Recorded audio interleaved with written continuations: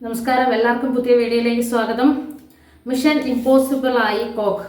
നമ്മൾ Prince and the family എന്ന സിനിമയുടെ നെഗറ്റീവ് റിവ്യൂ പറഞ്ഞതിന് ശേഷം കാത്തിരുന്നത് പ്രിൻസിന് ശേഷം ഏത് സിനിമയുടെ റിവ്യൂ വരുമെന്നാണ്. കാര്യം റൊമാൻസിന് പോസിറ്റീവ് പറഞ്ഞു എന്ന് പറഞ്ഞായിരുന്നു എല്ലാവരും പറഞ്ഞു. റൊമാൻസ് പോസിറ്റീവ് പറഞ്ഞ വ്യക്തി പ്രിൻസ് ആൻഡ് ദ ഫാമിലിക്ക് നെഗറ്റീവ് പറഞ്ഞു.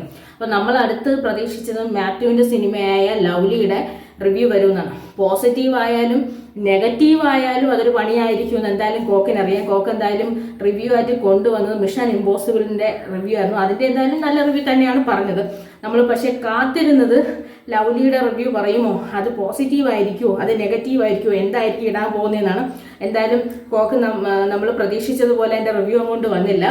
എന്തായാലും കോക്കിൻ്റെ മിഷൻ ശരിക്കും ഇമ്പോസിബിൾ തന്നെയായി.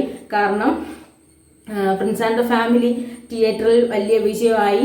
പൊതുവേ കോക്ക് എല്ലാ സിനിമയ്ക്ക് നെഗറ്റീവ് പറയുന്നതും ചില തിയേറ്ററിൽ വിജയിക്കാറുണ്ട്. അപ്പം ഇതെന്തായാലും മിഷൻ ഇമ്പോസിബിളായി. അതുകൊണ്ട് തന്നെ ഇനി അടുത്ത് ഏത് ചിത്രത്തിൻ്റെ ആയിരിക്കും റിവ്യൂ കൊണ്ട് വരുന്നതെന്നാണ് നമ്മൾ നോക്കിക്കൊണ്ടിരുന്നത്. എന്തായാലും ലവ്ലിയുടെ റിവ്യൂ ഇതുവരെയും വന്നിട്ടില്ല.